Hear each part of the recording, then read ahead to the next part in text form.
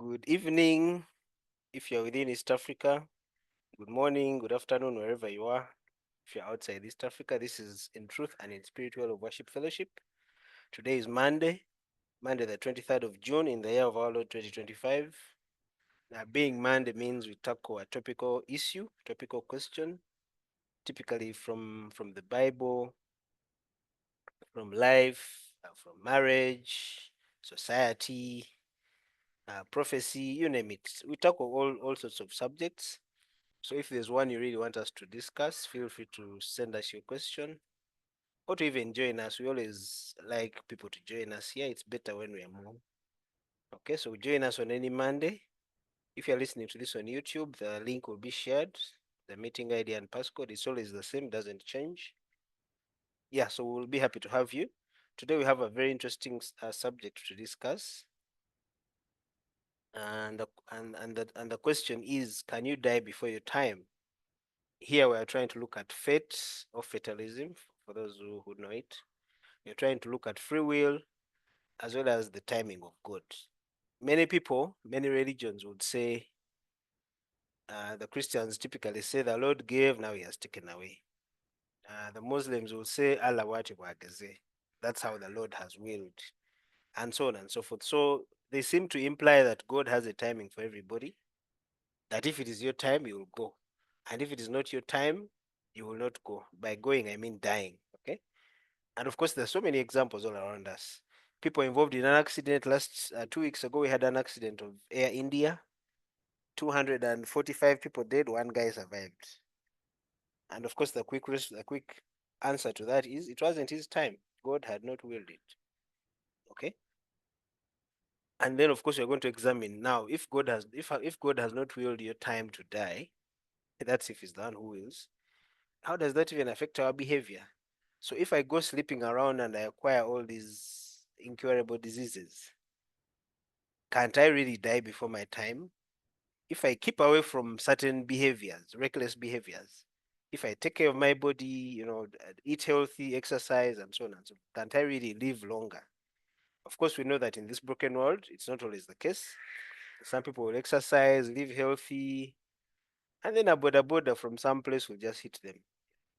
Yesterday, we lost a doctor, Dr. Chigundu. Those of you who know Jimmy Spy, I think you know his brother. But Dr. Chigundu died. He died of a heart attack. People are wondering, how can a doctor die of a heart attack? He owned a medical center. He probably had access to all these testing tools and kits. How is it possible that he died of a heart attack?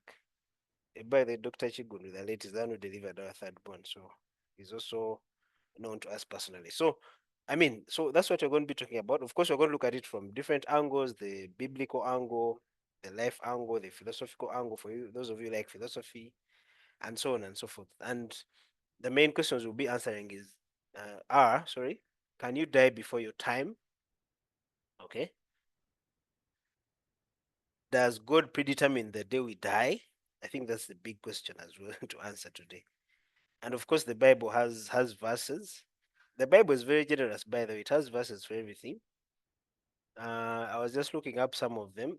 The most common one is Ecclesiastes chapter 1, sorry, chapter 3, the first 2, 3 verses, which talk about a time for everything. There's a time for everything under heaven, a time to be born and a time to die, time to plant, time to pluck, and so on and so forth. So I think that's the most common one, which speaks to the issue of time. Is there a time for everybody? And then I was looking at Psalms 139:16, which says, your eyes saw my unformed body. All the days ordained for me were written in your book before one of them came to be. Okay? So it looks like God has ordained our days on earth, at least this side of eternity. Can we do anything about that? Does it matter whether we live a reckless life or not? And of course, there's that example of Hezekiah, who Prophet Isaiah told is going to die. That's, I think, in Isaiah 38. King Hezekiah, when he became sick and was about to die, and then the prophet Isaiah visited him and told him, thus says the Lord, set your house in order, for you shall die and not live. And then Hezekiah turned around, faced the wall, prayed to God, And of course, it is written that his life was extended by 15 years. So is it possible to actually extend your life through prayer or other means like that? What then does that speak about what God ordained for you from the very beginning? So those are the big questions. I hope you guys are going to help me answer them. I don't know whether it's necessary to, maybe since we it's necessary to start with the key terms. Can you die before your time? Of course, we need to define death. In this case, what we mean, and also time. By death, we mean, of course, there are different definitions depending on you ask. If you ask the scientists, they'll say clinically dead, maybe not clinically dead, and so on and so forth. Recently, we had that prince of Saudi Arabia who was in coma for 20 years and then he woke up. Imagine 20 years in a coma and so on and so forth. So, by death, I mean, and you guys can help me or even disagree, I mean what we call the loss of the breath of life.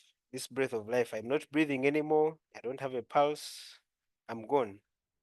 What we call a food day. I've transformed into something else. That's what we mean. And by time, we mean the number of days or years that God ordained for your existence. So I would like to start there.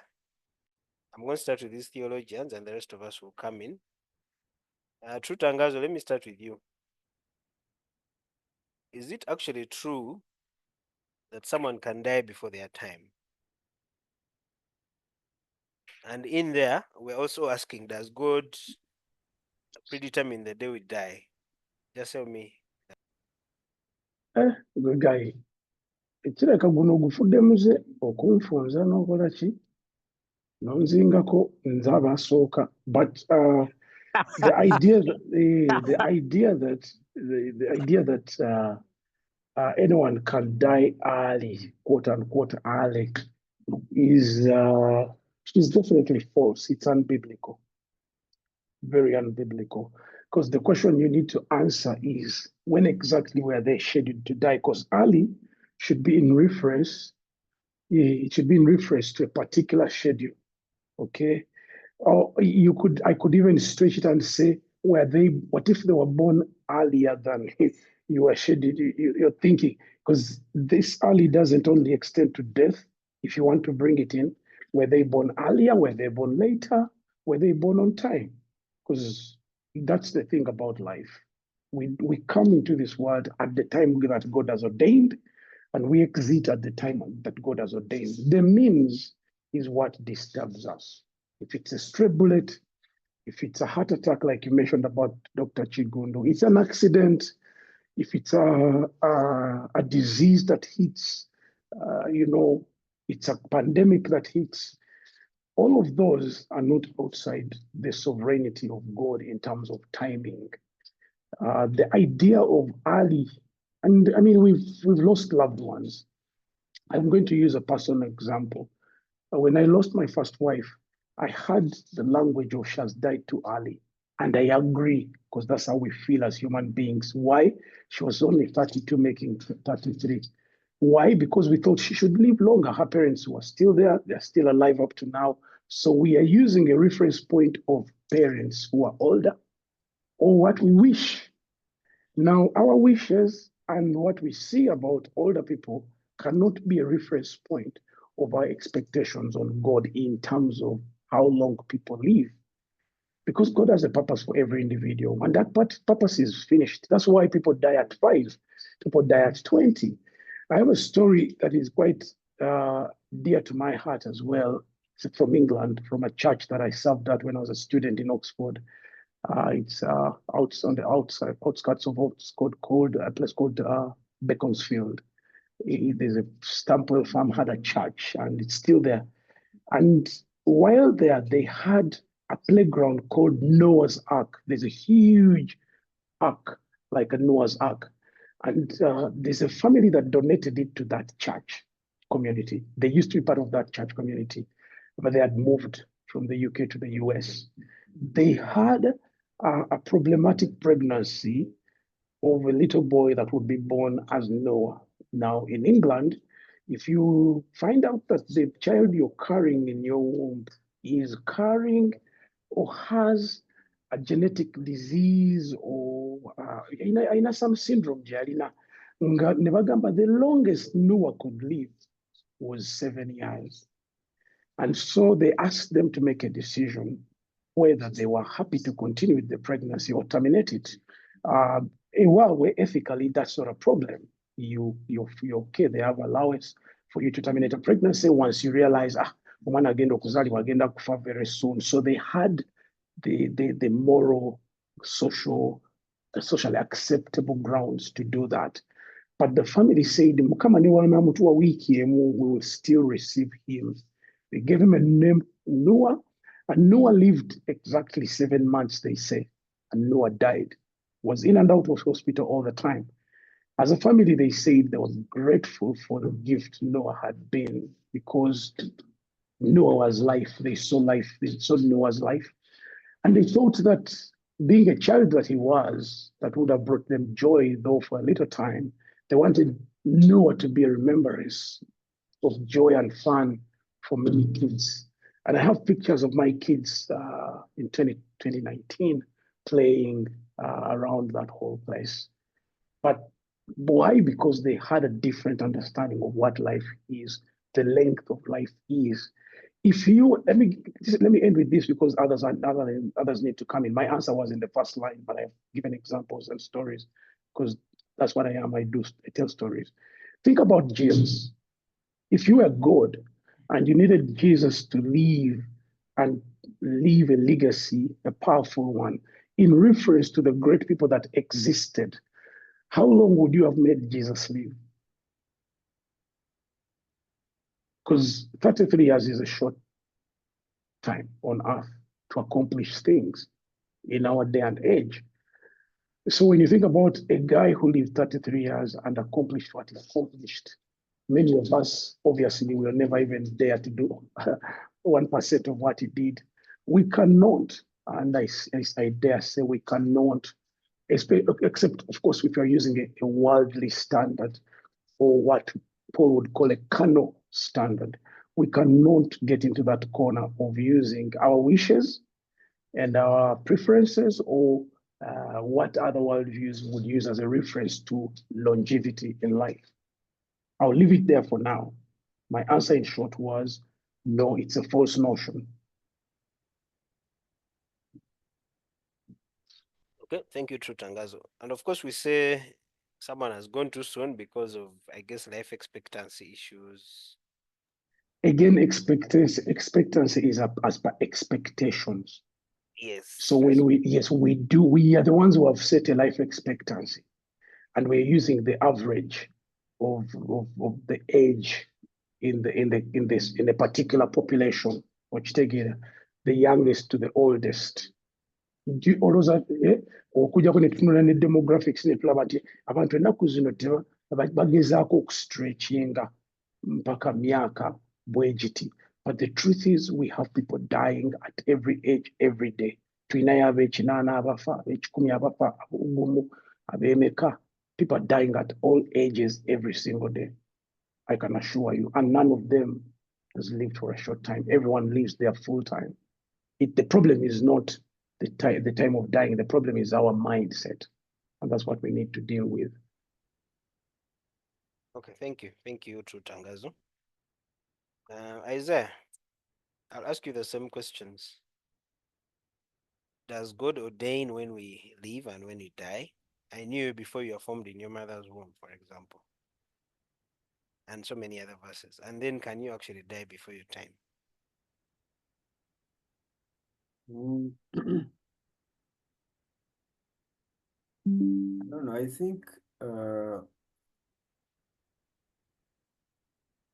I just even don't know where to start from in responding to those questions. And I don't know whether I will respond to the questions, but let me just speak.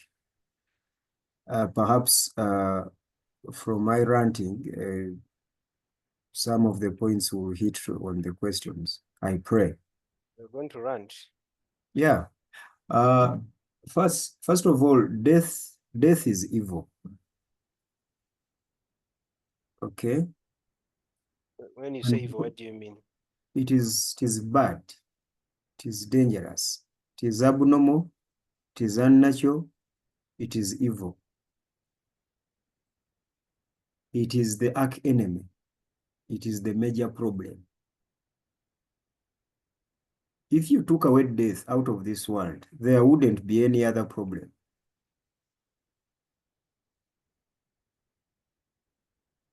The rest of other problems we can fix. In fact, the things that we call problems are not problems. The actual problem is death. So, and because it is that bad, it has got a lot of mythology around it. It has established fear in our hearts. And then it is something that we are perpetually worried of. So because it is that bad, so we start even creating timelines around it. It has happened sooner. It has happened in the right time. It has happened late, you know, because there's that moment when you are praying that your relative dies. And the ethics of the hospital are not letting you even make that choice. And you have to watch them in pain. There's that moment when you pray for death. That's how bad it is, that it even gets us to a place where we're praying for it, that it happens. And then there are those moments then when we say, this has been so soon. And then there's that moment when we say that, this was on time. Now, when you listen to those three worldly views put in statements and phrases, there's only one thing that you realize, that it is a sure thing. We only debate the timing, but everyone knows that it will happen. So there's nothing as sure in this life as death. Okay, we are just debating and contesting the timing, but we know that it will actually happen. So death is there. Whether you choose it or not, it is there. And because death is there, it doesn't matter whether you choose it or not. It will choose you. It has already chosen you. You already its meat. Okay? So that's how it happens. Now, in science, they have deterministic nature laws. They know that life is born or it is birthed by whatever means, depending on which life you're talking about. Then, as it grows, it dies. So for them, they know things will die, determinism. You see, even in science, death is a sure thing. Okay? In theology, death is a sure thing. And that is the major problem, that the God who saves his believers, he saves them from that very problem. He doesn't save them from any other thing, because the sting of sin is death. Sin does not sting without death. If it has death, then it is in operation. Now, the victory of that God that Christians continue trumpeting to the world is in the fact that he defeated not only sin, but its sting, and that's death. And then he came back to life. So Christians are saved from eternal death, but they know that you will die. The Bible says that the living know that they will die. Death is a sure thing, okay? But we've been saved from its shackles and its power. That's our Christian hope and assurance, actually, that we've been saved from that. So death is that sure. But moderator, I would like to go into some not so complex thinking, but I would like us to think about this thing. Now, God does not ordain death. If he had ordained death and then he came to fight it and save people from it, then he would have been saving people from himself, or actually from his ordinations, which I don't think is the case. So death is not part of God's plan, neither part of God's ordinations. He has not ordained death. So Christian theology does not say that when death happens, it is the will of God. No, it is not the will of God that we should die. Not even this temporal death that we die, not even the eternal death, because he has saved us from that eternal death. So death is not part of God's ordinations. For me, that's my argument. However, this is where things get complex. The Christian God is a sovereign God, and I'm attaching that adjective, Christian God, because I want to excuse other gods from these conclusions. The Christian God is a sovereign God. He is sovereign. So, and simplistically, what we mean that is that everything that happens in the world happens under his watch. Okay? Under his watch. Not by his will, but under his watch. So, and because everything. What is the difference? Please simplify for some of us. You see, he watches when things are happening. So nothing happens until it has surprised him. No. Because he's a just God, concept of justice. Because the Christian God is a just God, and because he's a God of justice, both evil and good, Genesis chapter 2, verse 16 and 17, must exercise their powers to exhaustion. That is what makes God characteristically a just God. If a good God, since he's absolutely good and only good and exclusively good, if a good God interrupts the exercise of evil on free will beings like us, then he has compromised his identity, number one. Number two, he is no longer now a just God, and neither is he truthful. Or in the common language, he's not a fair God. Because before free will beings like ourselves, okay, evil and good, Genesis chapter 2, 16 and 17, must exercise themselves maximally. And then free will beings like us must choose between good and evil. But you cannot choose if evil has been blocked to exercise itself to the fullness. Therefore, people might choose to die, but they are choosing an existing entity. Death is already present.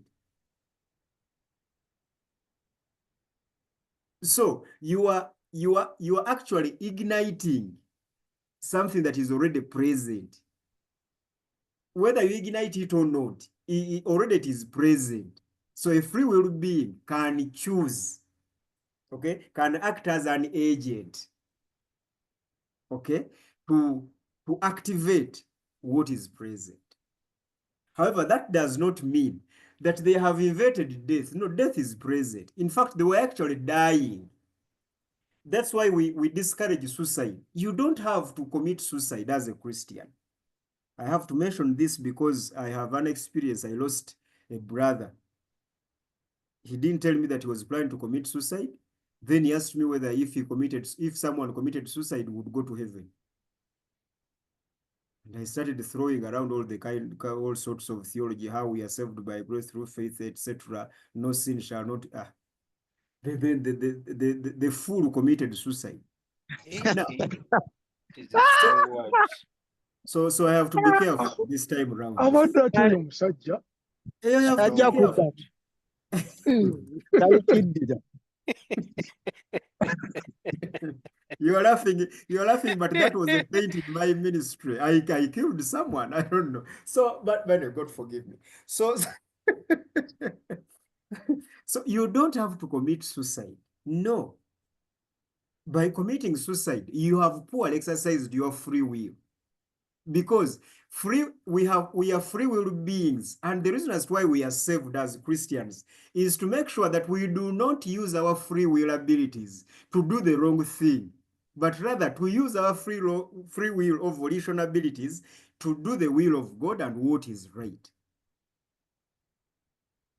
So that is the whole thing of this free will being. So moderator, I just want us to understand that death is here, okay? We can only choose it if we want, but even if we don't choose it, it will happen anyway. Now, finally, as I let you go, the idea of fatalism, okay, the the idea of fate and fatalism is the idea that what is to happen will happen anyway. Yes. So regardless of what you do. Now, this is where now I become a little bit complicated, because personally, I'm not a fatalist. I do not believe in fate. I don't think that death is predetermined for you. What do you mean by predetermined? It's not a fixed end point for you. It's not. Because if you believe in fatalism, in fate, then your volitional abilities, the free will, have no sense at all. Because regardless of what you choose, you can't change your fate. So as a Christian, because I'm preaching to other fellow sinners to believe God so that they can change their eternal destinies. As a Christian, I have a challenge with that kind of fatalism, because Judaism, actually, those verses that you read in the Bible, most of them are Jewish verses by the religion of Judaism. Judaism have got that kind of fatalism and predetermination theories in those verses, which you need to be careful with, because for them, they believe that there are people who were born and grew to be lost, children of damnation. Now, as far as my God is concerned, ever since the event of the cross happened, there is nothing like that. The cross opened the doors. Before the cross, we were all predetermined and our fate was eternal death, yes. But after the cross, post the cross, everyone, as long as they are living and they are conscious, they still have that opportunity. Their fate is not eternal damnation. So for me, moderator, I do not believe in fate, but I know that death is a reality of life. And death being a reality of life, we discuss categories of death. We believe and we know that there is a resurrection beyond the death of these bodies. So there is a life after this death. And that is how we have defined the idea of death is the fate and is the end of everything. We do not believe that human beings as we are, innovative as we are, intelligent as we are, compared to other creatures in the world, that our fate is one and the same as that of an animal. Like the Jews believe in Ecclesiastes that as a man dies, so a dog dies. I think that man they're talking about is the body, not the eye of a human being. So I don't believe in fate, not in death issues, and not even in other sociological affairs. Your fate is this, your fate is this. No, you can always change your direction. You can change a few things about your life. You can change anything. You can change it. There's nothing like that, like it is a fate on you and fixed fixed endpoint. Okay, thank you. Later on, of course, we'll be discussing whether we can extend this life and how. Of course, like I said in the introduction, we go to gym, we eat healthy, we try and do regular checkups and so on and so forth, just to extend this existence. Bob, your hand is up. I was actually going to open this up, Bob, and then Trutangazo will come after. Okay, thank you so much. I think I really want to agree with Isaiah, what True Tangazo submitted earlier. And for me, again, my submission may go into your next what you talked about that's gonna come in future. And I'm just in future for the discussion.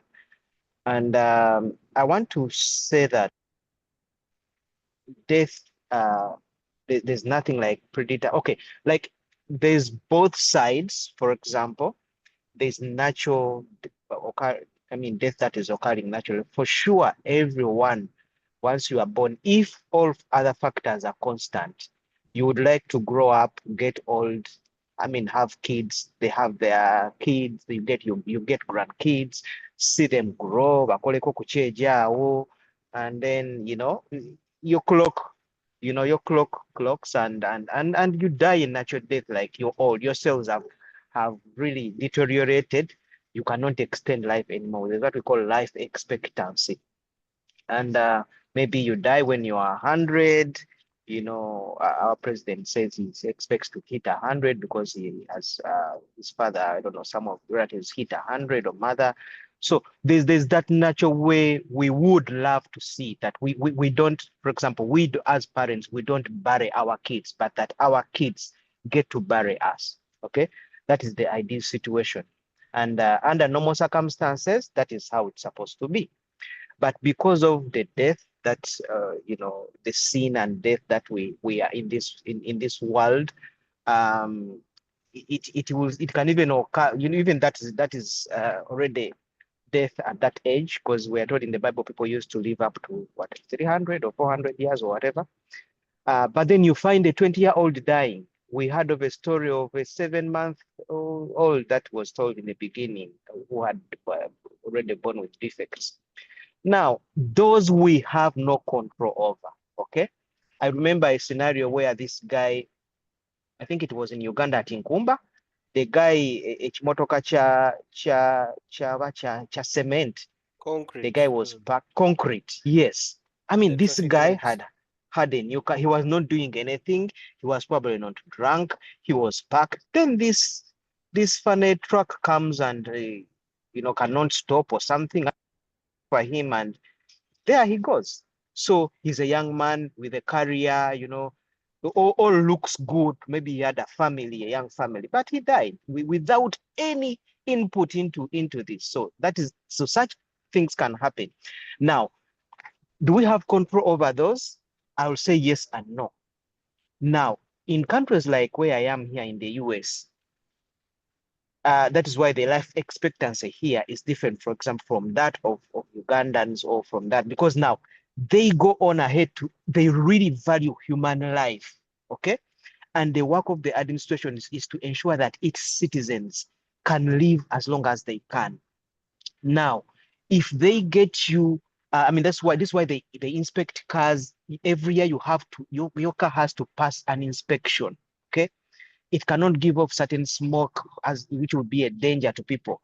So you're not driving a DMC, because that poses a danger to other drivers. I actually, thank God, recently, I got a green card, a permanent residence was approved, and now I have it. But one of the rules, I mean, but one of yes, in these very difficult Trump times. But now, even as a permanent resident, these guys are telling you that we can revoke that if we catch you driving under the influence. Because when you're driving under the influence of drugs or alcohol, you are a danger to other people on the road. You will reduce their lifespan, even when for them they have tried their best to stay sober, to obey the traffic rules. So they will say, okay, you have your permanent residence, but because we've caught you under the influence, we are revoking that and we are deporting you back. This is what Trump is doing. We are deporting you back to your country because you are a danger to the US citizens. Now, they are doing all these actions to protect or to prolong, to remove the things that can shorten the lifespan of their citizens. So I wanted to, so that gets into a bit of what you talked about, maybe exercise or whatever, but as governments, are governments doing enough to at least reduce on these quote unquote accidents? You know, can they reduce on death because of that? So this is the aspect I wanted to bring in, that Thank as you, Bob. individuals, yeah. Mm. Yeah, okay, let me stop at that and let Yeah, other people submit. you've jumped ahead, but it's Just okay. yeah, We'll come back to it. just a verse I wanted to quote before I leave. Yeah, sure. Again, I mean before I get off. And again, maybe it's in the Ecclesiastes 7:17. I think it talks about do not be over wicked or be a fool. Why should you die before your time? Okay. Why should you die before your time? So that what that means to me is that some of the actions we are taking can make us die before our time. So, and this is a beautiful quotation. Thank you. I submit. Thank you, Bob. Let me first go back to True Tangazo. We are still on that issue of God ordaining. I don't know whether ordaining is even the right Well, word. Yes, True Tangazo. I think I alluded to something earlier on, that life is not a contract between us and God, to the point that we are privy of any terms and conditions and even timelines. No, it's not. Life is given by God. We don't apply. We don't negotiate with him prior to our existence. But we get here and we feel entitled to it, to the point that we have to leave it until we feel satisfied of it. Then we will feel okay to die. Let me assure you guys, there are 90-year-olds in hospital finding treatment to live longer, because even 90 is not enough. Okay? Because that's the truth. And from a Christian perspective or an eschatological perspective, if indeed life beyond here is better, I think the biblical language is better is one day in your courts than 1,000 elsewhere. That includes here. Better is one day in the courts. And of course, we would think it is better is one day in a church building than 1,000 days in a club, in a nightclub. No, that's not what it means. Better is one day in the presence of God, which is, unfortunately, on the other side when you cross over. Right now, we have the now presence, of the not yet presence, which is the glorious presence, which the psalmist is envisioning. And I'm not a person who has resigned and says, signing out, but I'm saying that whenever we are thinking that longevity here is the longevity of life and is the essence of it, then we begin to think of years, number of years, as the big thing. So I hear, and it is true, Japan has a longer life expectancy. I hear Norway has a longer one. I hear now the US, as we've mentioned, obviously, that they are. Even that I attribute to God's sovereignty, because God has not said that Uganda cannot have it.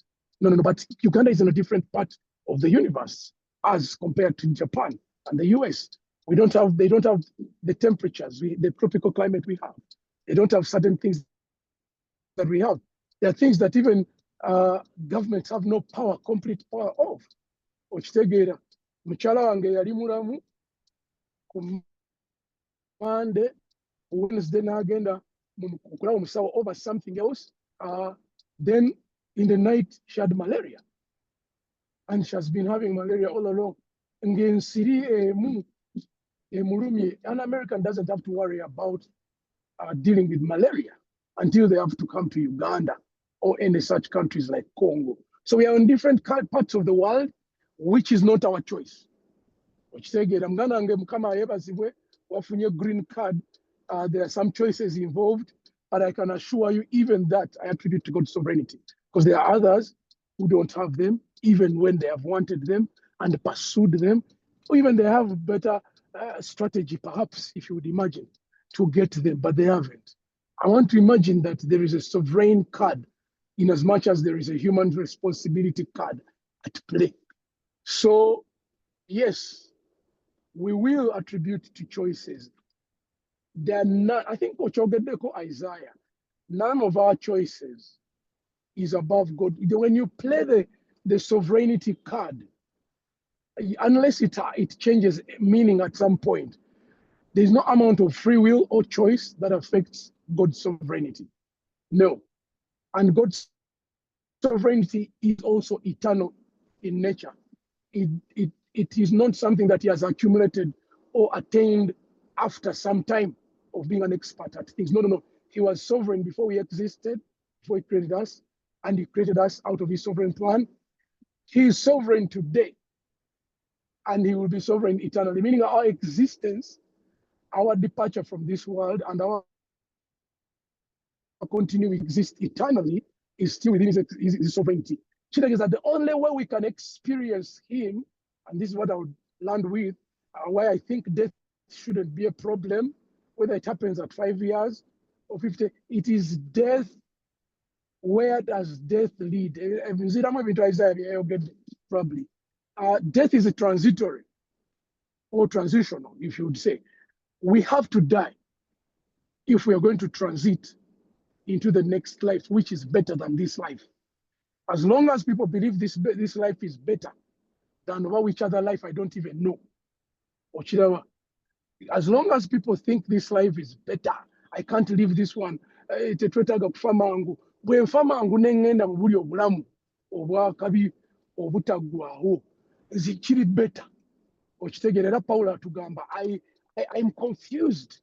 Sometimes I feel like I should get out of this body and go and live with my master. But then I feel I should continue in this body because he's talking to the Philippian church, because there's still some work to do among the stew. Have you read him? Have you read Paul say these things? Let me see text where he says that. But at the end of the day, I don't want to look at death as a problem. And that is my perspective. Let me leave it there. I beg to submit.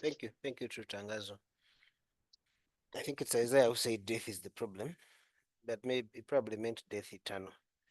Anyway, of course, we're going to get into the whole lifestyle thing. And as you know, death eternal. If you remove death from this life, there will be no other problem. Meaning, tetujafaayo benjala etuluma kubanga tegenda kunzita anyway. Okitegeera, tetujafaayo batuli baavu kubanga obwavu tebugenda kunzita anyway. We won't mind if we are sick. In fact,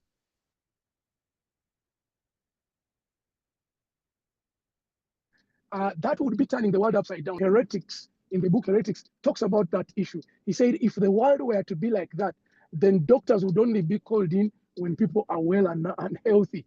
Because that would be playing around. Because the fact is, death is not the problem. But he looked at it like if you remove it, then tewajja kubeerawo obuzibu bwonna. Death is the problem bw'agamba nti kyekizibu kyokka kye tulina oba kyekizibu ekyamanyi kye tutya. And that's true.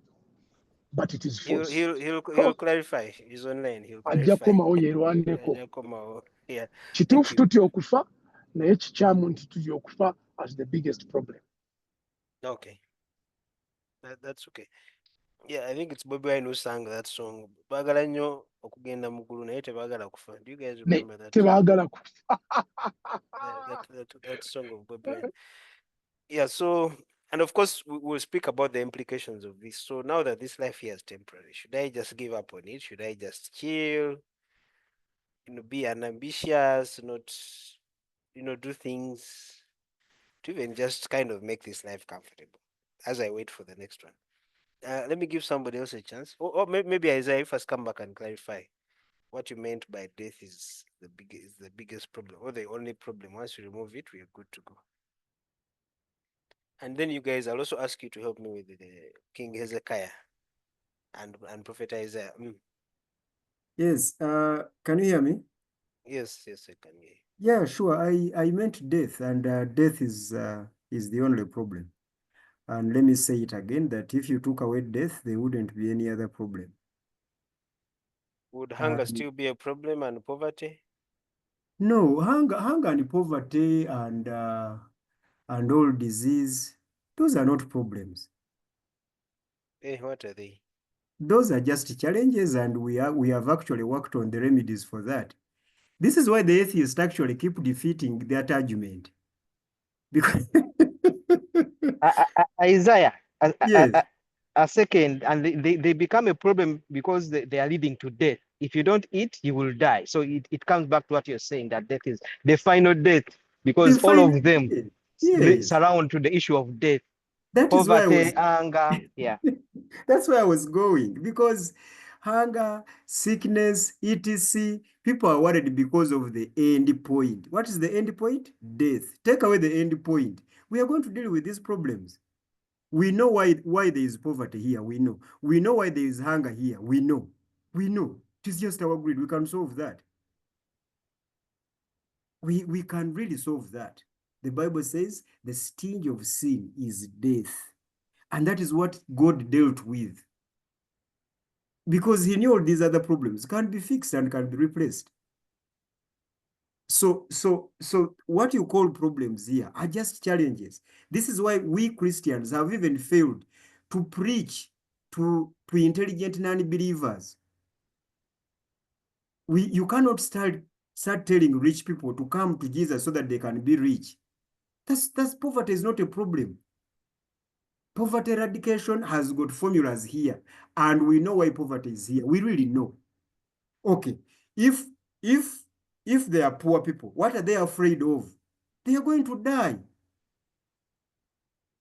So you take away death, the death problem. The poor people are going to work harder to get out of that as soon as they can.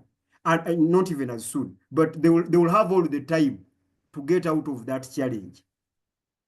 But the problem as to why we even still sometimes is because we are against that end point. We are against time.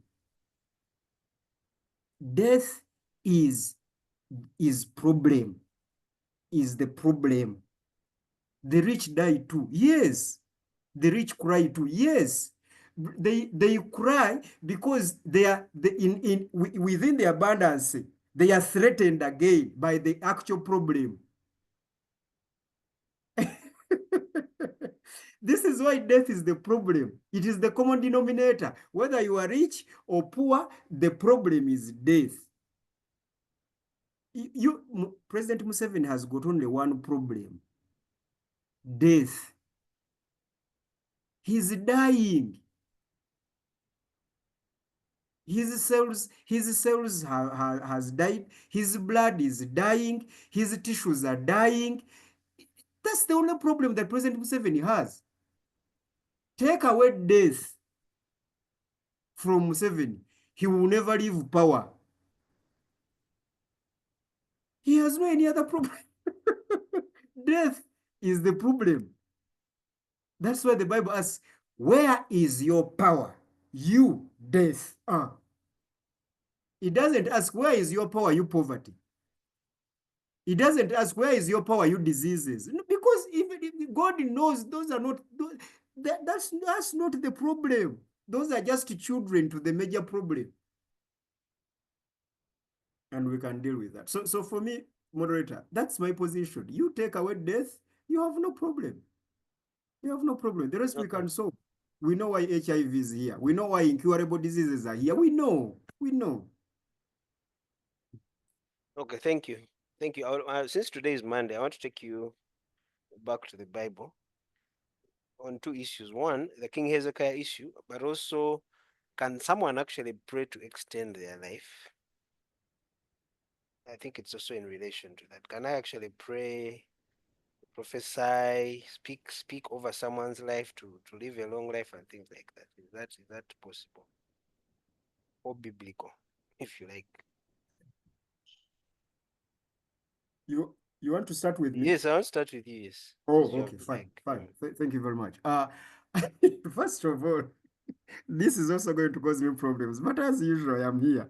You're First trouble of all, causer, we know you. yes, first of all, God is not in charge of death. God is in charge of life. For I have come that they might have life and have it abundantly. But when you are reading from the Jewish theology, where God is in charge of life and death, then you can only pray to God not to die, because he's in charge of both life and death. That's what Judaism teaches. The Christian God is not in charge of your dying. He's actually fighting that same problem. So you cannot pray to God, please don't kill me. He's not the killer. God, if you spare me today, Uh-huh. I will serve you. So what's wrong with that prayer? If you spare me today, I will serve you. No, the Christian God is not in charge of that. So the Hezekiah is within the framework of Judaism, where God is the cause of death and the cause of life. Deuteronomy 30, I think 30, 31, and then Isaiah 47, 45, verse 7. I bring darkness and I bring light. I bring death and I bring life. I, the Lord, does all this. The Hebrew word there is I, the Lord. The word translated as Lord is Baal. But anyway, that will be for another day. For now, you have to understand that those verses that you are reading as a Christian are within the economy of the Jewish theology. Whether you subscribe, if you subscribe to Judaism, then you are consistent. But if you're talking about the Christian God, okay, he's not in charge of death. He's in charge of life. For I have come that they might have life and have it abundantly. As far as the Christian God is concerned, hell and heaven are choices. Not choosing God, the default settings that you have chosen, the alternative, death. It's not God who is going to burn people in hell. No. Non-believers are going to burn in hell. Not God is going to ban them. No, God is not going to burn them. Like It is a misrepresentation to tell people that the God who is love is going to burn some people. It is a misrepresentation. People are going to choose to go to hell, and here's the fact. Those who will be in hell will be worshiping this God, and they will be attesting to his justice. Those who will be in heaven will be the same. Because we both know that both in heaven and in hell, they will in both places there will be sinners. There will be sinners in hell and there will be sinners in heaven. What's the difference? Sinners in heaven would have believed Jesus Christ. Sinners in hell would have chosen otherwise. And everyone must get to that point of choosing soberly. At that point. So moderator, for me, the Hezekiah thing is within Judaism. That is not my God. Okay, that's not my God. The God that I believe in is the one who is in charge of life. So he's not the one who kills people. That is the Jewish God. That is the Islam God, because that kind of God is the source of both evil and good, life and death. That's not the God who comes and dies on the cross. No, that's not the God. The God who causes death and life does not have to die to save people from death. Besides the contradiction that he's already saving people from himself, there's also another problem, and that problem is that if he's the cause of death and life, then he doesn't have to die, he can only forgive. That is why in such religions, Judaism and Islam, you are saved by obedience and works. But in the Christianity movement, we are saved by grace through faith alone. We are not saved from bad manners. We are saved from death, eternal. And we are saved from an agent that has nothing to do with God. In those religions, you are saved from the God that you worship, because he's the one who is going to kill you. For me, I find that very contradictory in understanding. Isaiah, thank you.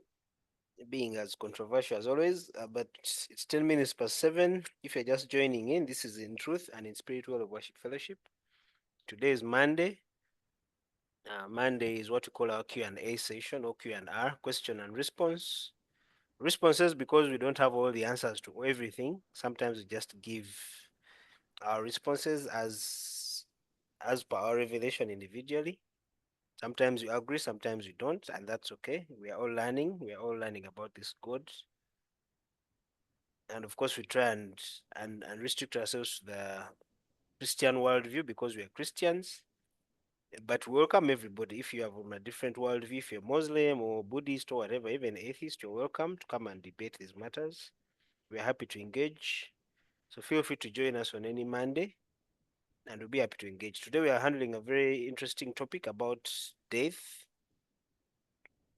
and of course fate, free will, and divine timing. And the reason for this is because death is mysterious, if you like, on this side, because we never know when it will really happen. That's why we end up saying things like he has died too young, he had a lot of things to do, he had only built his house. Imagine he had only slept in his house for 2 weeks. Or imagine he was only 35. Or imagine he had just retired and he was going to, at work we lost a colleague who had retired at 60. Retirement age is 65, so he had just retired. He had got his retirement package. As soon as he was relocating to Thailand, he was a British guy, but he was going to live in Thailand. When he got to Thailand, he started feeling funny, went for a checkup. They discovered he has stomach cancer. And within a year, he was actually buried about a month ago. So within a year, he was gone. And all of us were like, hey, Bambi, his pension, he had only started, and things like that. So because death is mysterious like that, there are all sorts of fears, there are all sorts of myths, and also facts. So today we are here to just attempt this animal called death, and whether it can actually occur before your time. If you've watched movies like Final Destination, you know understand what I'm talking about. People are at a party drinking, and then poop, one of them is gone. Or they are walking on the street, and then a tree falls and hits one, and so on and so forth. So because of that mystery, you can put quotes and quotes around that. Yeah, that's why people think fate, because you never know it's coming, so you have no control, are therefore determined for you. So we are here to answer, to attempt that question. I want us to move into how we live our lives here and whether we can actually extend life. I think Isaiah earlier on alluded to this, that we actually have control over how long we live. Again, I'll give him a chance to come back, but I want to open up the floor now to the others who have been quiet, fully following. Peter, Tom, and the others. These lifestyle things we do. Now, some of us are in our 40s, so we are now started to watch what we eat, we exercise, we walk a certain number of kilometers, daily, and so on and so forth. What are we doing exactly? Are we postponing death? Are we just managing life? What are we doing? Peter, can you speak? We are not postponing death. Oh, okay. Yeah, we are refining the life we have. Explain. Yeah, we're not postponing death at all, because you can neither postpone life nor postpone death, because both are states. They are both states. By state, you mean? It is the state of affairs. I'm struggling to find a synonym, but I've failed. It is this, one of the challenges, and I think I said it some time ago. One of the challenges we have, especially in the theologies of several cultures, is that concepts that are states have been defined as acts. In most cultures, You're being very philosophical. Please simplify for some of us. Yeah. For example, most of the cultures or the theologies of several cultures have defined sin as an act, as an action. They have defined beauty as an act or an action. They have defined love as an act or an action. They have defined life as an act. They have defined death as an act. Now, those pseudo definitions are highly problematic in how we conceive and how we therefore explain these matters.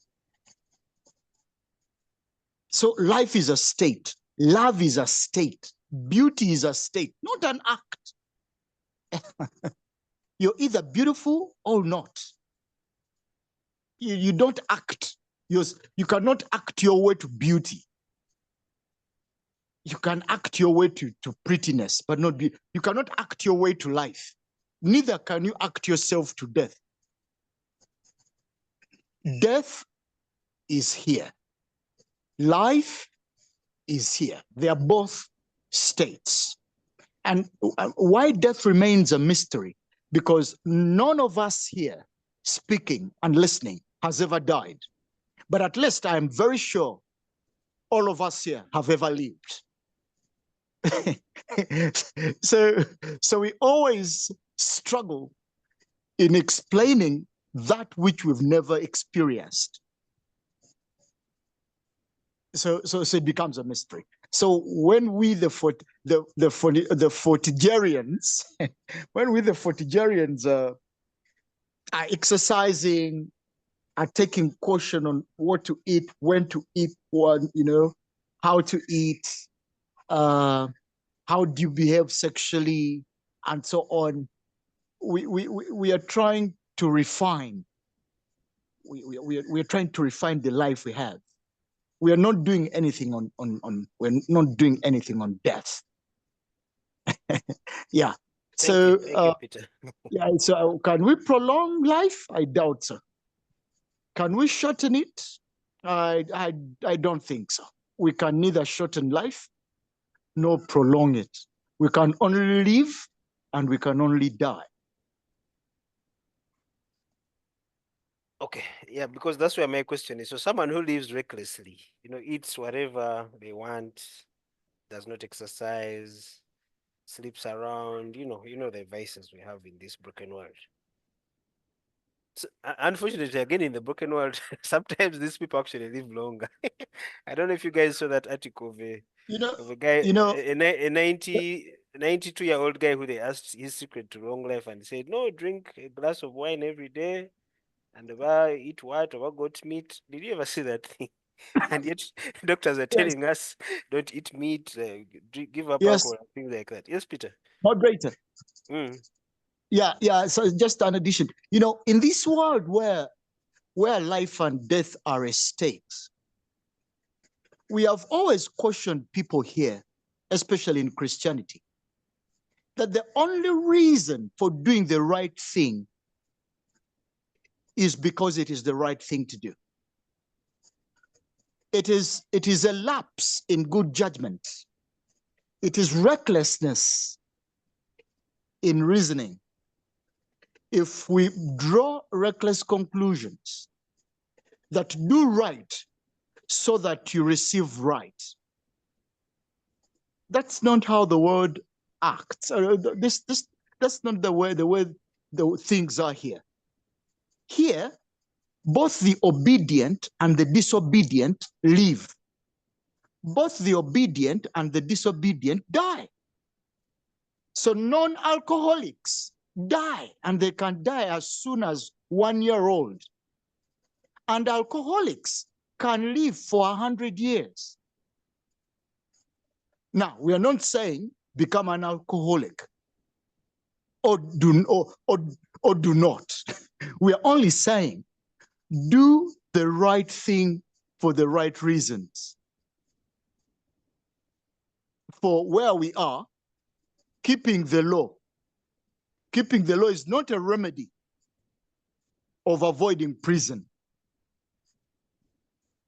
So here, we Christians, we do the right things because we have discovered, number one, we have discovered the right things to do. Number two, we've got the ability to do them because we shall never do them when we do not have the ability.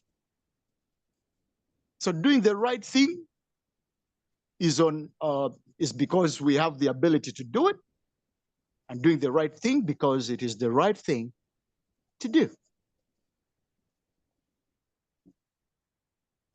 Thank you, Petero. Francis, I know you're one of those who take care of your body very well. You swim, you gym. What exactly are you doing? What problem are you solving? What I'm doing is I know that my body, ever since I learned that my body was designed to live and die, but for me to live well, to live with less pain or with more comfort, I have to treat it in a certain way, especially when I'm at a certain age. I eat the way I eat nowadays and exercise because of my fallen nature in the fallen body. At a certain age, that body needs a particular treatment for it to deliver the comfort and the joy I want. So I behave the way I behave, not because I fear dying, no, but because I know I'm going anytime. By the way, I don't know when I'm going. I don't have a clock to when I'm going, but the treatment I give my body is because I know that because of its frailties in the fallen state, it has to be treated in a certain way for it to to deliver the joy and comfort I want for myself. Actually, talking about death, because personally I don't know when I'm going. I don't have a date with destiny that I'm going on this day. I try to live the best day I can every day. That's where I even coined that that phrase Jethro likes so much. That phrase about bringing the future closer. Bring your dream closer. The dream. Actually, personally, I try to bring my dreams closer. Today, I've been in a bank because I'm trying to get some money to bring certain dreams closer, because I don't know whether if I keep saving, by the time the savings are enough to give me my dream, whether I will be around. So I've been in a bank to get some very good many millions, which can bring a particular dream Closer. closer to this month or next month. So, but as for exercising and eating well, it's about the nature. I can do nothing about death. I'm doing it for the present, that this body is frail. If I treat it in a poor way, it won't give me results. It's like, it's logical. If I don't treat it well, it won't give me back the joy and comfort I need. Basically, that's it. Okay, Thank you. Thank you. Who else should I give a chance? One day, by the way, we shall come back and talk about hedonism. Hedonism and what? Who else wants to say something? Who hasn't got a chance? Native engineer? No, I'm good. You're good, eh? Okay. Thank you for joining. Sandra? Opio? You want to say something about this death matter? We are also following in Kamoli. Okay. Isaiah, let me come back to you. So when you are taking care of this body, which is okay, Sandra, you're on? Following. Okay, keep following. Isaiah, when you are taking care of this body, which we know is temporary, and we shall be given glorified bodies, those of us who believe in that eschatology. What are you doing? Should I take care of this body? Why? Because it's going anyway. So, why shouldn't I live my life? Why don't I eat that meat I want to eat? Why don't I have as many women as I want? Why not? Yeah, After all, we are all going to die. Yeah, I think Francis has actually communicated it ably. Because in case you want to understand, do we do dishes so that they don't break? No. We know that dishes will break. Yep. Yeah, sure. But we do them Yes. because we want our meals to be tasty so that they are not they don't give us that discomfort. So the reason as to why you should take care of your body is to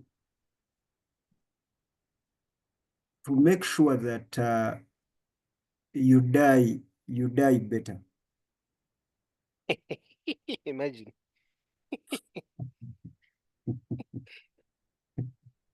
That's where some people argue. What does it profit you to die with a healthy liver, a healthy heart?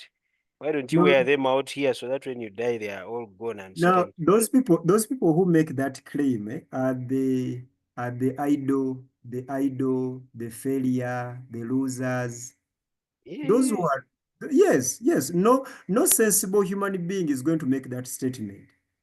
Someone who has goals and who has got responsibilities and who is someone.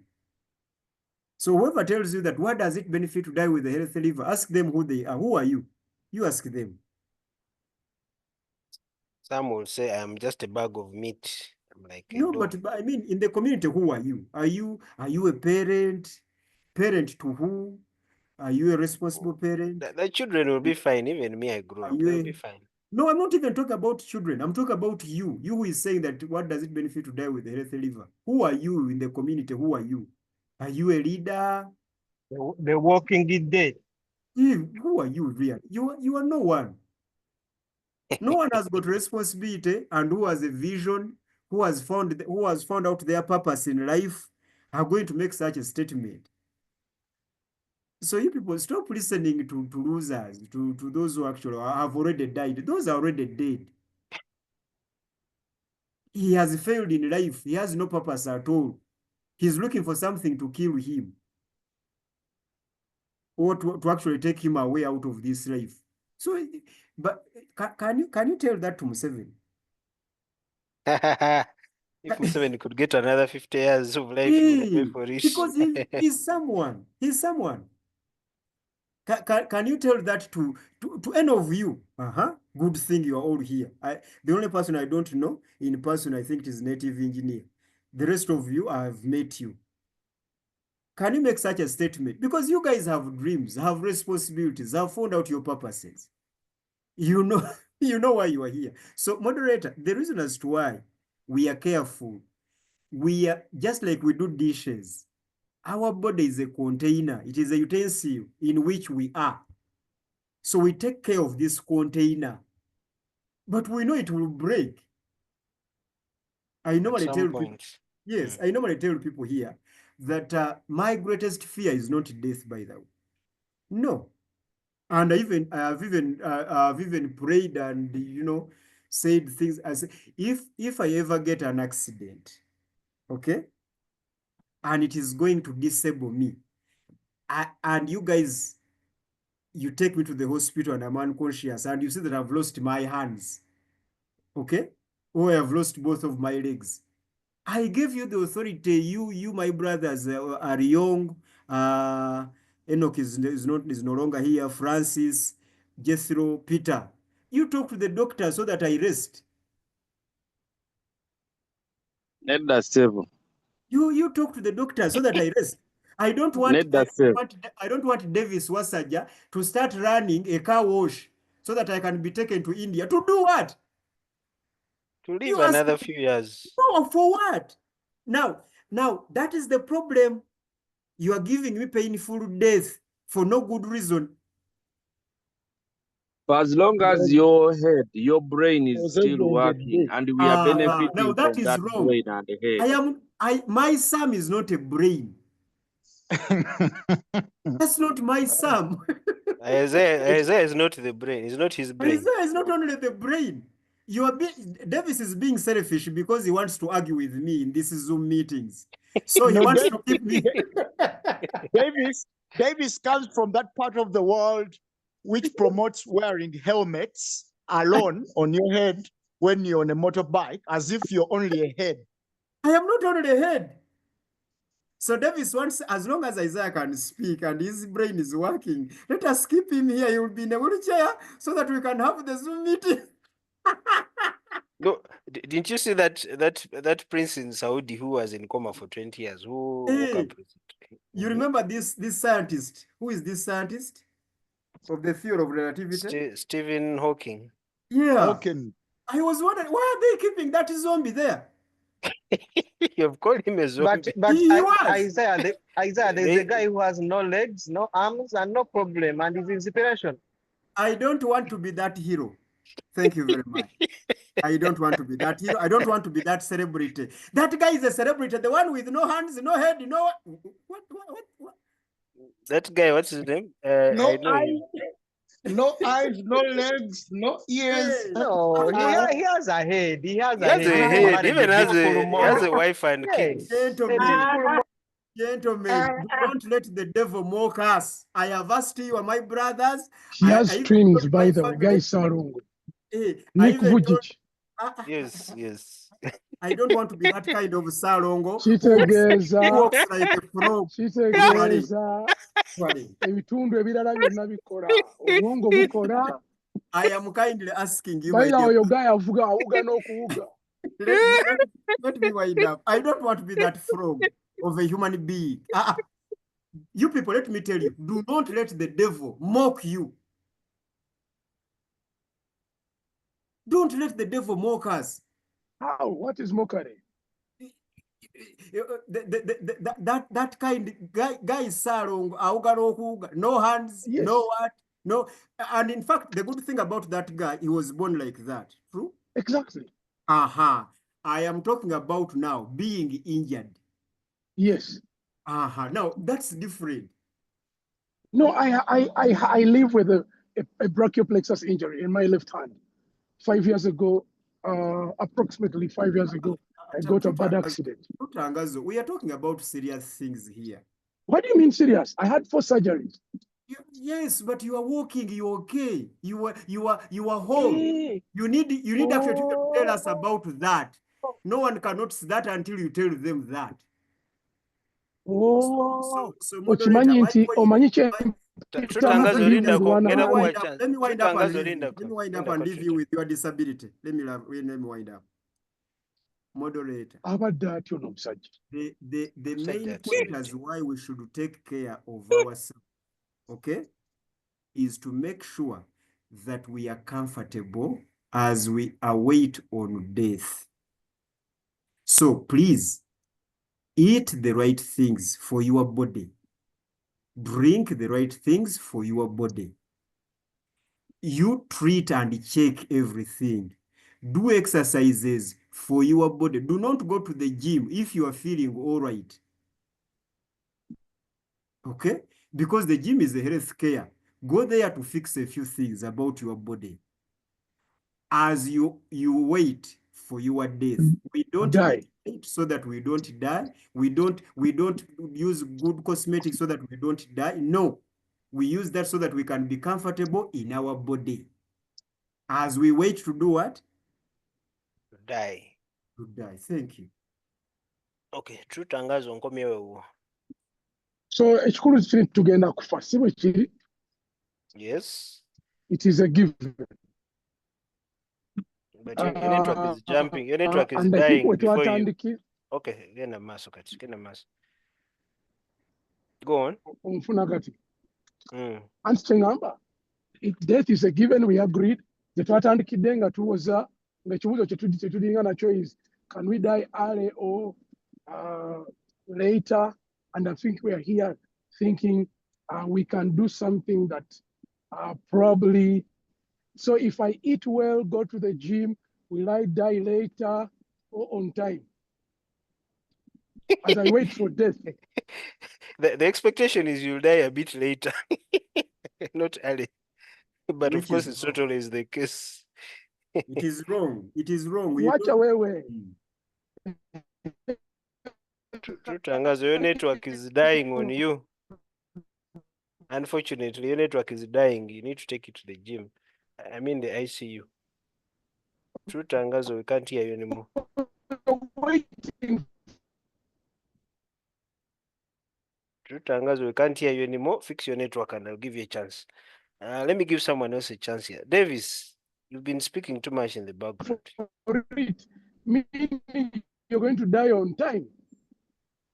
You would die on time. Tangazo, we lost Where you, the- unfortunately. We've lost your submission. Yeah. Your network. That, Network here on right now. Bimano. Gambia, we have a network.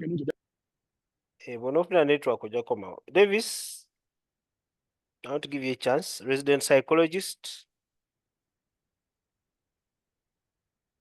Okay, native engineer has a question in the chat. Let me see.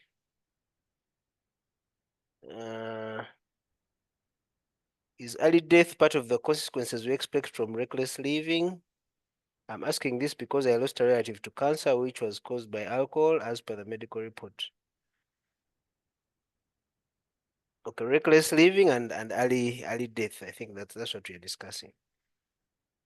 Who wants to answer, native engineer? Bob? I think we have already alluded to this. The previous speakers have already alluded to that. Definitely, it is part of reckless living. If this person had not taken too much alcohol, they would be alive today. I'm in a similar case. I have a close relative I grew up with. We are in the same age group, and recently they diagnosed him with completely, I mean, not completely, but like almost 80% liver failure. His kidneys are also giving way, and they were like, this guy, if a miracle does not happen, he's actually going. So, but we're in the same age, but he chose to get addicted to alcohol and went all the way. So that's part of reckless living. And I'm not saying that me who does not have that intoxication as he does, I'm better off. But I'm saying this was a choice that he made. We recently had an accident of Sunil's son. He said he was overspeeding. So there could be another person who was driving the same car, but they were not overspeeding, and overspeeding led to the death. We don't know other details or whether he was also intoxicated. So what I'm saying is that reckless living will definitely lead to you dying before your time. The verse which I read about earlier to you guys today, which talked about don't be wicked, don't be a fool, why die before your time? So some of these choices will directly make us die before our time has arrived. If you are in the US and you bomb Iraq, expect Iraq to retaliate and bomb you, and some of your people will also die. So this is the wickedness. So every choice you make today will lead to shortening of life or prolonging of life. Okay, thank you, Bob. I hope native engineer have been answered. If you still want a clarification, you can use the chat like you've done. Otherwise, you raise your e-hand, and I'll be happy to give you a chance. Okay, we have about 22 minutes to go. Sharif, you're welcome. You are very late. I hope you listen to the recording, which will be on YouTube later tonight.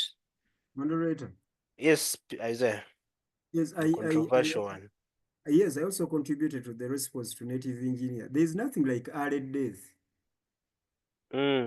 Yes, we had said it earlier. Maybe he joined late. There is nothing like early death. There is nothing like late death. There is nothing like death on time. Because children die in the womb. They die at birth. People die at 130 years. People die at 30. So when is late? When is on time? When is what? Because normally what we call that someone has lived. Okay, let's say that if an old person of 113 years dies, have they died on time, late, or early? 105 years? Yeah, 125 or 130. That one has died late even. They have died late. So when is death on time?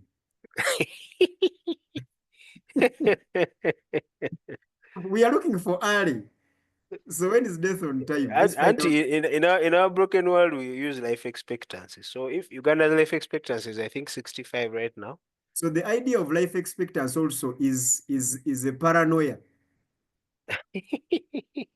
Because why is it called life expectancy and not death expectancy? Death is mysterious. We want to use life. No. It is the only sure thing. Life is not sure. Because death demystified life. So the only sure thing that we have here is death. So are we implying by life expectancy, are we implying death? Because that's the fact, we're implying death, isn't it? Yeah, we're implying death. Exactly. So you are saying that Uganda should die at 65. Yeah, at least 65. Okay, but statistically, more Ugandans are dying below that age. True or false? True. So why have we said 65? Are we saying that 65 is the maximum? Then we have actually many Ugandans who are above 65. So, gentlemen, there is no early death, there is no death on time, there is no late death. Death is here. And you are going to die anytime. And that is okay.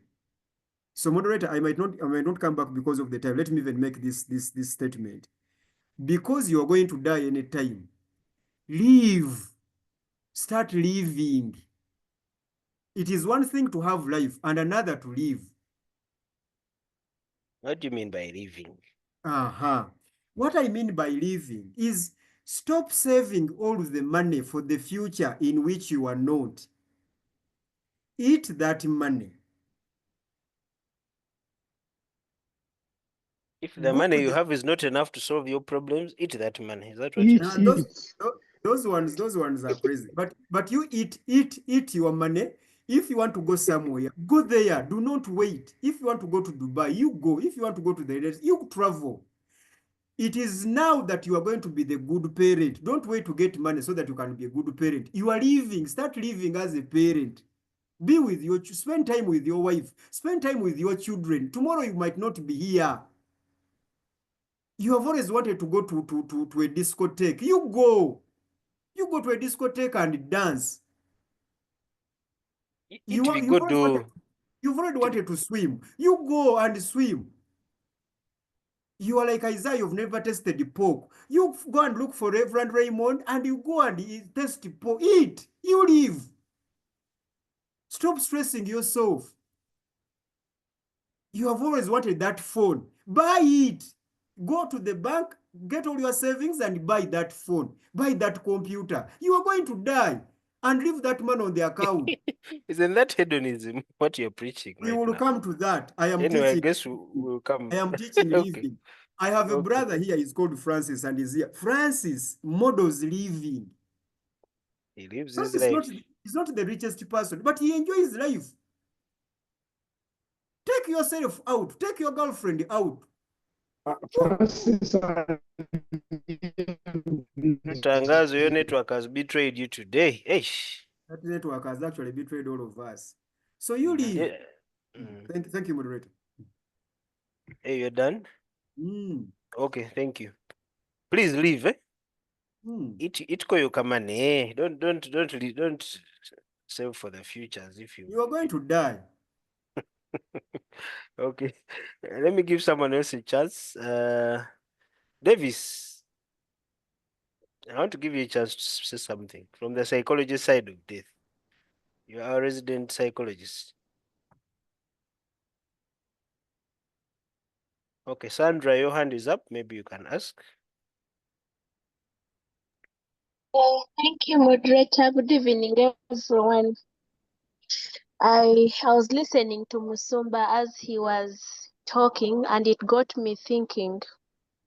One time we had a client, she was a gravid lady, and at about 20 weeks, no, at about 6 months, they do a scan and they get to realize that this fetus is actually having microcephaly. They told this lady, let's What is terminate that? the pregnancy. What is micro vichi? Please simplify for someone. Microcephaly is very little brain, like the brain has partially developed. Now, they tell this lady, let's terminate the pregnancy because this baby won't survive. The lady's like, no, I want my baby. I can't commit murder because it is believed when you do an abortion, you've actually committed murder. So this lady goes ahead, the baby is delivered, and baby is put on life support. Baby could not survive on their own, and so I was listening to Musumba and I got to remember such, and I'm like, people sometimes tend to test God. And this is someone who went to church and said, pastors, please pray for my baby to get well. But it was made clear that the baby won't survive. And eventually the baby had to die. Now they have been in misery. They've spent a lot of money to support this child. And at the end of it all, the child has died. The mother believed in miracles. You guys don't believe in miracles? What should have this leave us alone? This is free zone. Leave us alone. Tugezesa Katonda. Dabanne Katonda akola. Akola ebyamagezi si ebyekisiru. Isaiah. Ekyo nga kinene nnyo ky'oyogedde. Kinene kitya. So substantiate it. Seriously, it is a baby. Naye Isaiah mukambwe olwaleero. Ansasire. Mukama ansasire. Sebo mukama ansasira. Naye nkumanyi okola byamagezi si bya kisiru. It is a baby. The revelation of God from the hospital has communicated this cannot survive, and if it does, it will not be okay throughout its life. You rest that thing, that creature. Don't go to bother God. God knows. You let that microkiratary, let the microkiratary bury itself. Isaiah ojja kufa bubi kasajja. Kanfene sijja kusirwala nga ndaba. Okay. Musajja mwamukoze eki? Tutangazo yogera tulaba network here is better. Your network has been terrible. You speak so that we tell you. Mbadde mbuuza omusajja mwamukoze eki? Omusajja muwe ku kigodo alyeko. Kirabika ebigodo And that's what I think kyekijja omusumulula omusajja. Naddala olwaleero mukambwemu, olwaleero ye mukambwe. Olwaleero mukambwemu. Anyway, guys, we are running out of time. We have 13 minutes to go, so I just want to... It sounds like... Tangazo, I want to give you a chance to give your closing remarks, your parting shots on this matter. As always, we can always revisit it in future, like we've done many times on many topics. Yes. So please give your parting shots.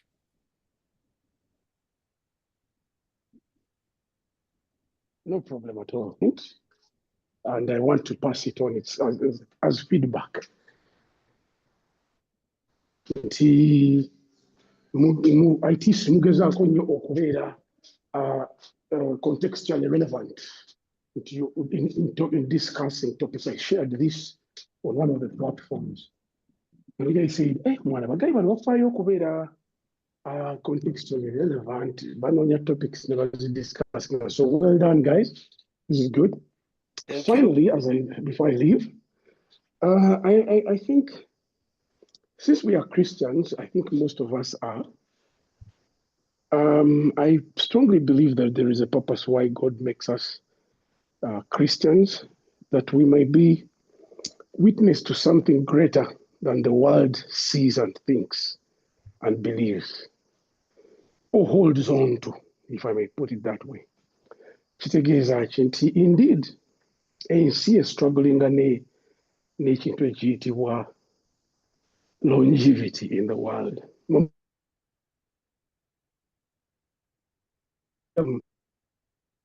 Your network has gone is when you live longer.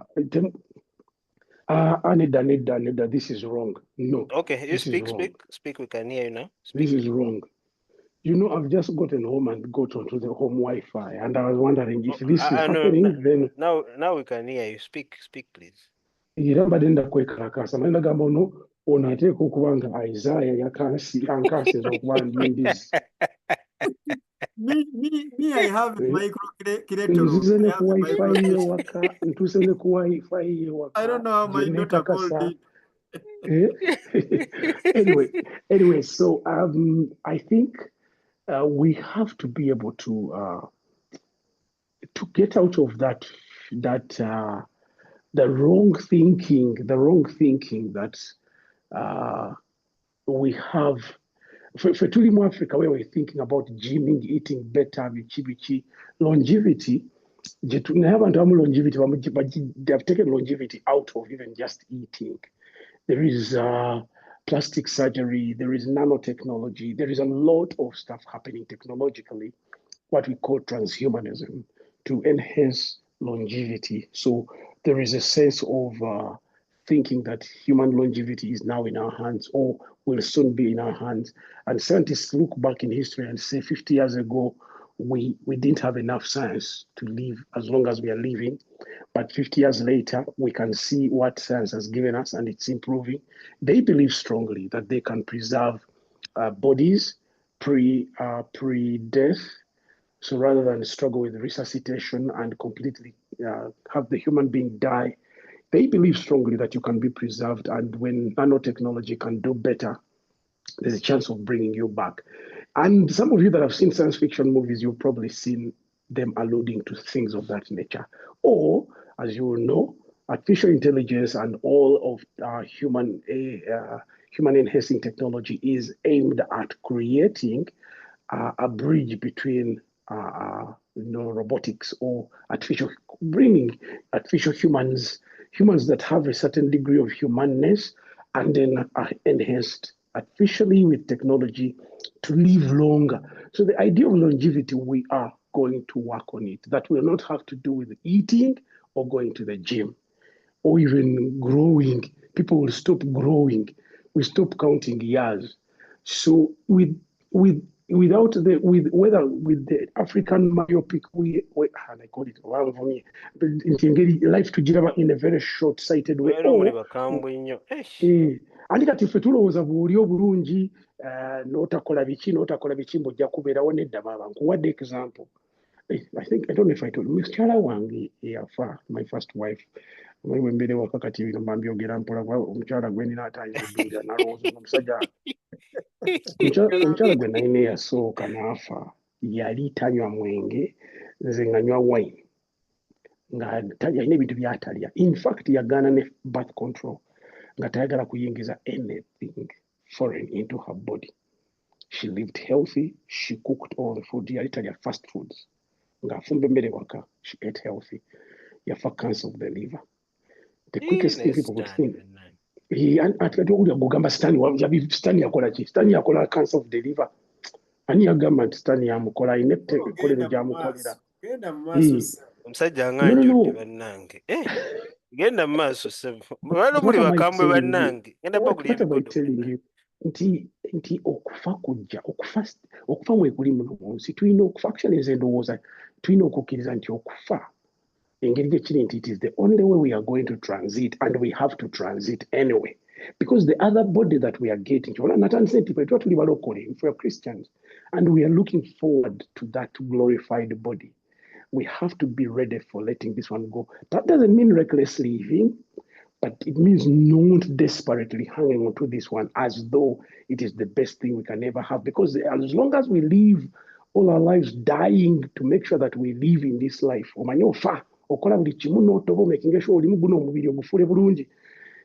can easily idolize it. I think that's the statement I wanted to make.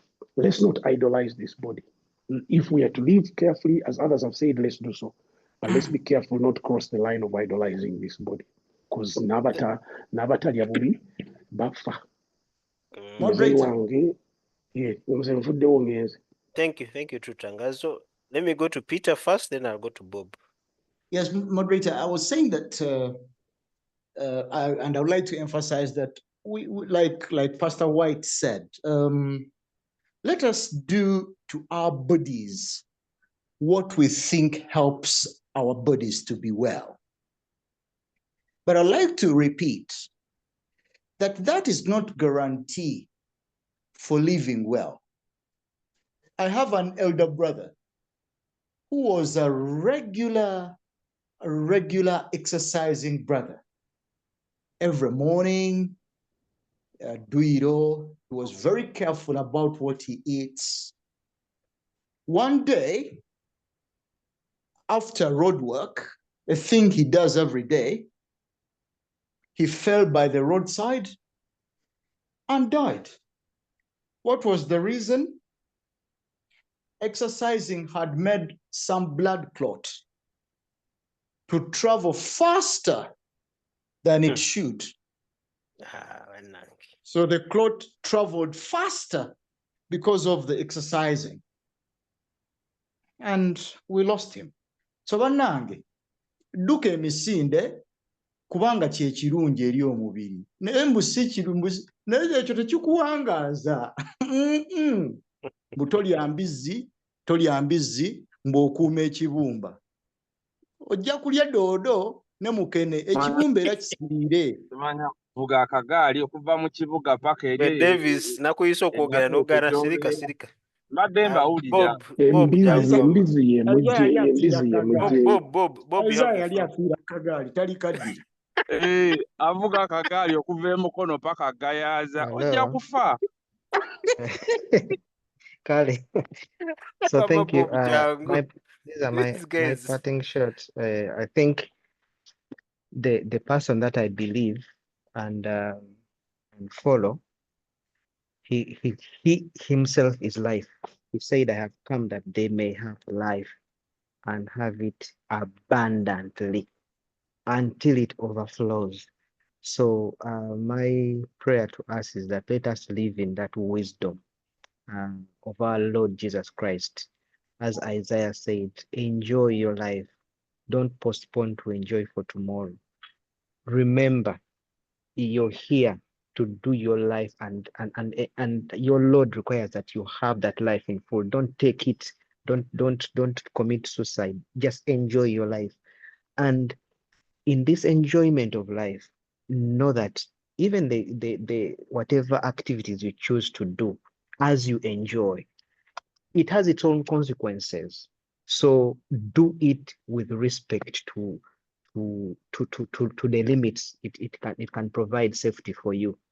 Anything in excess is always bad. Even as the example you have had, over-exercising can come out to be a problem. So let us live in wisdom. And I'm sure every one of us here knows the right thing to do.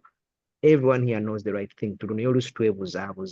So techigamba nti because I will die anyway, so let me overdrink and enjoy for this evening and that after all I'm not here tomorrow. No, enjoy your life, but in the limits that allows you to enjoy that moment and you live another day to live with purpose. Okay, I think that's the main important. I put up a post which we never commented on about the walking dead, the aspect whereby you have no purpose in life. Why are you living? Are you only living to eat, drink, sleep, and then eventually die? Why are you living? Can we live on purpose? Can we pray to God that He helps us live on purpose, and that would be a meaningful life for our families, we live this world better than we found it. Yeah, so that's what I wanted to say. Let us enjoy our life every day with no limit, no one to limit us, but let us remember that every action has its own consequences. Thank you. Guys, you'll give me 2 extra minutes to just bring this to a close. Isaiah, I want to give you a parting shot. But let me just remind you of the questions we asked in the beginning. Can someone die before their time? Does God predetermine the day we die? Can sin, carelessness, or even obedience shorten or extend life? What does the Bible say about destiny, purpose, and death? Just help us wrap it up in that context. Ladies and gentlemen, God has come to give you life and give you only life and life abundantly. So this is not your destiny. Your destiny is not your body, but here you are. So you have to take care of where you are. I can assure you, if you have ever been in prison, like myself, you clean the cell. All prisoners wake up and clean the cell. So we know the prison is shit, but we don't keep it shitty. We clean that shit. So always clean that shit, and so that you can live comfortably, so that you can live comfortably, basement knows. so that you can Continue. live comfortably. You can live comfortably in that cell, because it is from that cell where you're going to depend to negotiate your freedom out of it. This is why we Christians are very sensitive with this body. We want you to believe Jesus Christ while you are still alive and living in this cell. Failure to do that, and you misbehave, you are going to suffer in that cell, and you will have a shitted destiny. Thank you, moderator. Thank you very much. And thank you all for joining. That's all we had time for. Personally, I've been blessed by this conversation. I'll be uploading the recording to YouTube later on, so feel free to share it with those who've not been able to make it. But also, if you feel there's a topic you want us to discuss or a question, feel free to inbox me or Priesta Isaiah or Peter, and then we'll be happy to arrange that. So thank you for joining in. We'll be back on Thursday with our usual social topics, sometimes politics. It's political season in Uganda. We'll see what the Lord will inspire on Thursday. But thank you very much, and God bless till we meet again.